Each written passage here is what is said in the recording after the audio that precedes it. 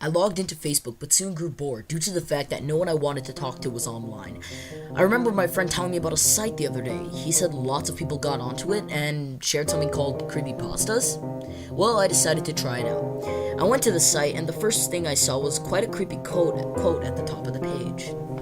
As I continued to look more into the site, I encountered quite a few stories with the letters NSFW, not safe for work, printed at the top, so I read a few of them. They ranged from stories about dating turning wrong, a lost SpongeBob episode, a creepy video game song that made my ears hurt, and something about a deranged man wanting his mother to molest him all the time. Two things I had heard of before, such as just Jeff the Killer and Slenderman. I decided to make an account and try this site out. I put in a username, Lily, and asked for my email, so I used my current one that I never check. When I got all the information in, I was excited to get started, but it said I had to check my email for confirmation first. Damn. I logged into my email and I cannot find the message from the wiki, so I keep scrolling through my emails until I find out that the email has been transferred to my spam box. I go inside, greeted by hundreds of emails saying I won something, or you can find love here at Christian Mingle, or whatever. I sighed, and finally find the message, but one message caught my eye. It was in my spam, but it was entitled, A Scary Way to Break Up. Curiosity got the better of me, so I clicked it, but soon laughed because it was just a stupid chain letter. It had multiple grammar mistakes, and it said something about a boyfriend killing his girl or something. It read, A Scary Way to Break Up. Do not stop, or something bad will happen. One day, Sarah was walking home from school when her boyfriend drove by and honked at her to get in. She got in his car and drove her to the lake.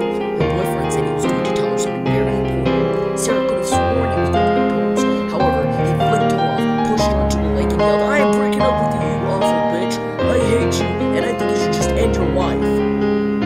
He laughed and drove off. It was a very cold day. Sarah climbed out of the lake, freezing cold and feeling the worst she had ever had in her entire life. She got home, went in the bathtub, and slit her wrists and died in the bathtub. Her parents yelled and screamed at her to get out, until they finally broke the door down. They saw no body, but the entire bathroom was dripping with blood on the walls. Her mom went insane and killed herself 3 days later. Her dad is in prison, accused of murder. Later that week, Sarah's boyfriend's father was taking a shower when she came from the drain, rotting and bloody, with a razor in hand, and said, destroy his life, destroy his life. She cut his throat before he could scream. Sarah killed his family, but did not find Jason anywhere. If you do not repost this with the title, One Scary Way to Break Up, you are a heartless, and Sarah will come into the shower drain, from the shower drain, through the shower drain, in the shower drain, out the shower drain, and kill you the same way she killed her boyfriend and everyone else. You have 13 minutes.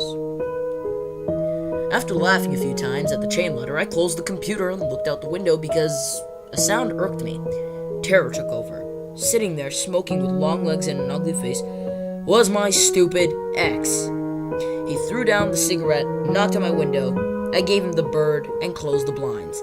I heard him curse and stomp down my steps, but I did not hear the car start, and I shrugged and left my room, the floor creaking underneath me. Somehow my mind was still on that chain letter. I snorted and headed to the bathroom. I undressed, got in the shower, and as I was washing the suds out of my hair, I started to think I could write a creepypasta. My mind started to flutter with ideas, but then I heard a creaking noise, something from the door. I ignored it, and closed my eyes to cleanse the suds from my hair. Suddenly, the shower curtain flew open. I screamed in terror. I fought violently. I slipped into falling face front on the bottom, and then I felt a sudden pain in my calf. A knife was lodged in deep, crimson blood lining the wound, and was trickling to the ground. Still, bare naked, I shockingly escaped my attacker and limped out into my patio. Still naked and bare, I hoped that one of my neighbors was outside, but the houses were dark, and an eerie silence crept over the area. I felt a warm breathing on my neck. A wet tongue licked the back of it. I had to choke back my tears as I slowly turned around. He laughed in my face as he drove another knife in my stomach and ripped through my side. My screams turned to moans as I collapsed to the ground, holding my entrails, my face greeted with warm, sticky blood. I turned up to once more to see him. His breath smelled like smoke, and he started to cry. You are so beautiful! How could you not love me? His tone changed suddenly, a light, happy tone. And I still love you, and I can make love to you. I just want to be a little colder and complain less. He cried out. Finally let go of my stomach. Burning tears blinded my vision. Flesh and blood poured from the jagged wound, and my vision blurred. The last thing I saw was him unzipping his pants. My eye caught the clock. Just 12 minutes ago, I was laughing at a chain letter. I went down in a minute. I wish I would have grabbed the knife. That would have made more sense. I faded away into darkness. Last thing I felt was something thrusting on me. She is so beautiful. She feels amazing. Better than normal. I struggled to last, but I didn't pull out fast enough. Once I was finished, I grabbed her by the feet, leaving a silky trail of blood and skin behind. I didn't care about the meth. They would understand our love. I went to her room to pack some clothes for her. I looked and found a suitcase buried in the closet. I saw her computer switch on, looking for bus times. It was on her email, and a long chain letter was opened. I felt a sudden, horrible feeling overtake my body. How the fuck did someone know? And then I froze. I could see from the corner of the computer screen something was standing in the corner, rocking back and forth with something sharp in its hand. It had long, dark, seaweed hair, and it was sobbing. I was frozen and cold. I looked down at my love, cold and red. I wanted to protect her. When I turned around, it was in the corner, sobbing, but now it was looking right at me with a deathless glare. I had to get her to safety. So I quickly got the suitcase and turned around for just a sec. A horrible shriek filled the room, and as it crawled over the floor with inhuman speed and brutally cut into my Achilles, I screamed as I toppled over onto the ground next to my love, her eyes iced over with a shocked look.